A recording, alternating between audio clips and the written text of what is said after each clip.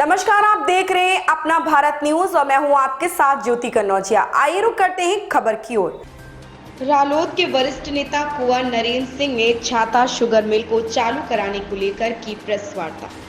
छाता डाक बंगला स्थित रालोद के वरिष्ठ नेता कुंवर नरेंद्र सिंह ने आज एक प्रेस वार्ता का आयोजन किया, जिसमें उन्होंने वर्तमान में छाता क्षेत्र से विधायक गन्ना विकास व चीनी मिल कैबिनेट मंत्री बनने पर हार्दिक बधाई दी।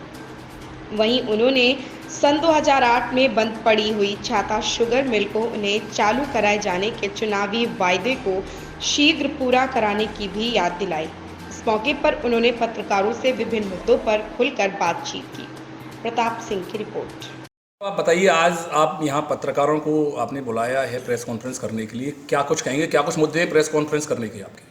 देखिए, सबसे पहले तो मैं इस क्षेत्र के जो विधायक चुने गए माननीय चौधरी लक्ष्मी नारायण जी, उनको जनता की ओर से हार्दिक बधाई और शुभकामनाएं देता हूं कि वो लगातार दूसरी बार, नहीं तो यहाँ एक पारी होती है, लेकिन ये पहली बार हुआ ऐसा कि किशोर श्याम जी तो हुए थे लगातार 2 बार, लेकिन उनके बाद ये काफ़ी अंतराल के बाद ये दोबारा चुने गए, तो उन्हें बधाई और शुभकामनाएँ।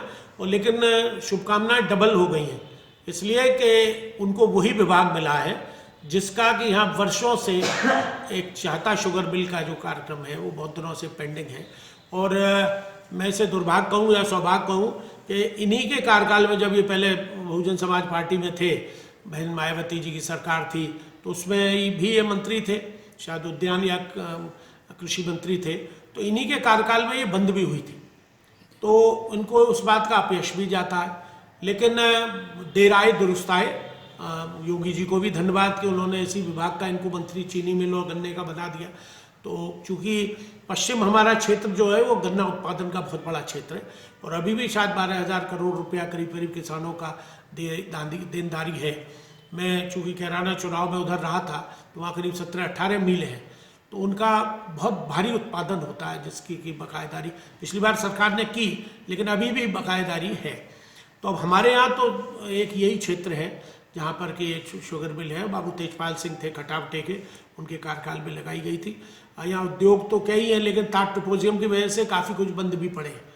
इसलिए छाता शुगर मिल में कई हमारी यहाँ की नौजवानों को रोजगार भी मिलेगा, उससे साथ साथ क्षेत्र का उत्पादन भी बढ़ेगा।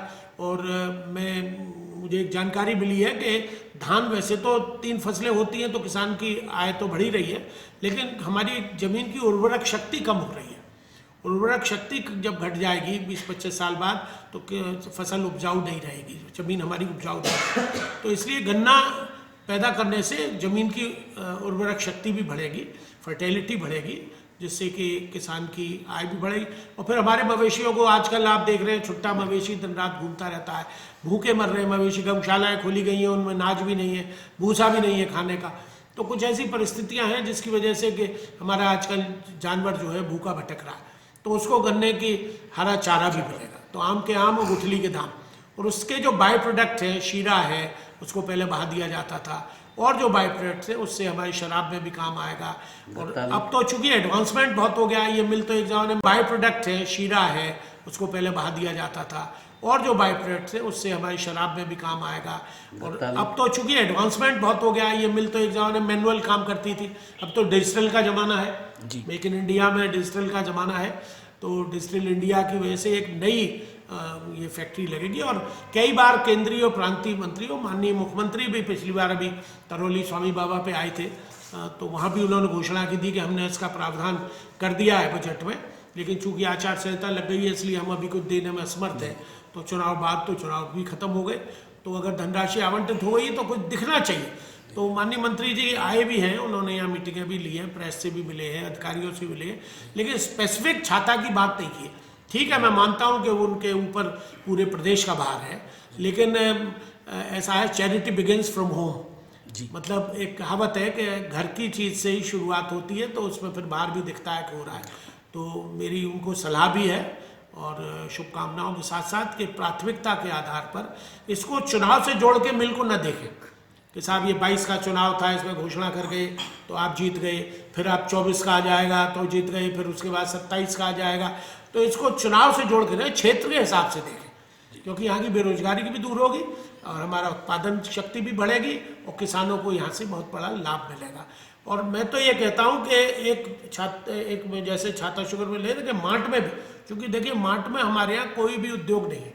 यहाँ तो अभी गिन्नी है, आपके वैकमेट है, पशुपति थी हालांकि बंद हो गई, शामचैन बंद हो गई, कई उद्योग बंद भी हो गए, लेकिन उसके साथ साथ यहाँ मार्ट में भी कोई ऐसा क्षेत्र में उद्योग नहीं है। वहाँ मीठे पानी है, गंगा नहर का पानी है। यहाँ तो पानी की थोड़ी समस्या है, बिल्कुल, क्योंकि अपर कैनाल आगरा का, लोअर कैनाल का पानी आता है, उसमें थोड़ा खिंचाव होता है, लेकिन फिर भी वहाँ गंगा नहर के पानी की वजह से मीठा पानी बहुत मिलता है।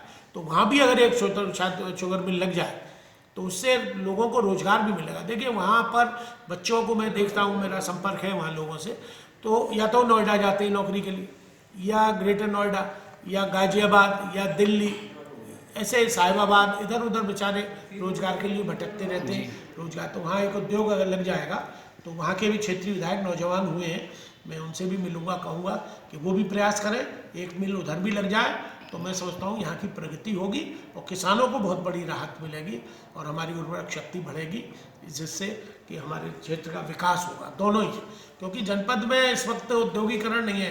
तार ट्रोपोजियम की वजह से जितने भी उद्योग थे 80 किलोमीटर के डाया में, वो करीब करीब खत्म हो गए। अब आपने देखा वो भट्टे भी सब सूर्य के बाद शुरू होते हैं, तो इसलिए यहाँ पर किसानों को बहुत बड़ी राहत मिलेगी और हमारी उर्वरक शक्ति बढ़ेगी, जिससे कि हमारे क्षेत्र का विकास होगा, दोनों ही।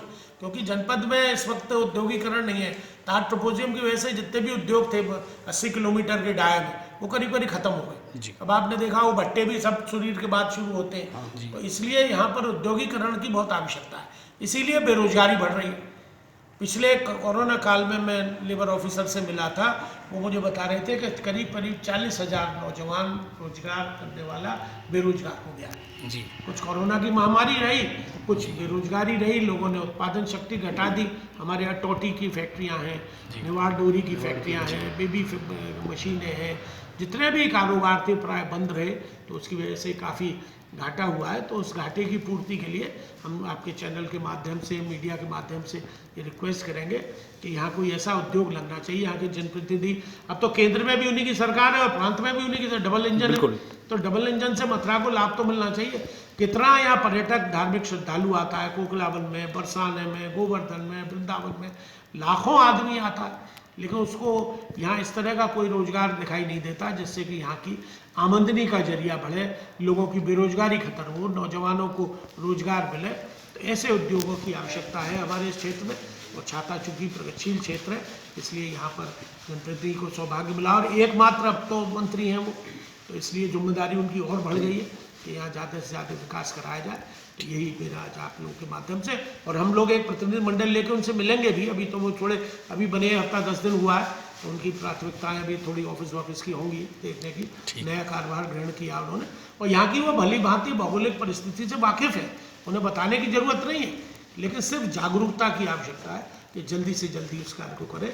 तो वो उनके कार्यकाल में जो बंद हुई थी मिल, वो कलंक भी उनसे दूर होगा, ऐसी मुझे उम्मीद है कि आपकी बात और हमारी बात तक उन तक पहुंचेगी और इसमें क्रियान्वयन होगा। धन्यवाद। ऐसी ही खबर से जुड़े रहने के लिए आप देखते रहिए अपना भारत न्यूज।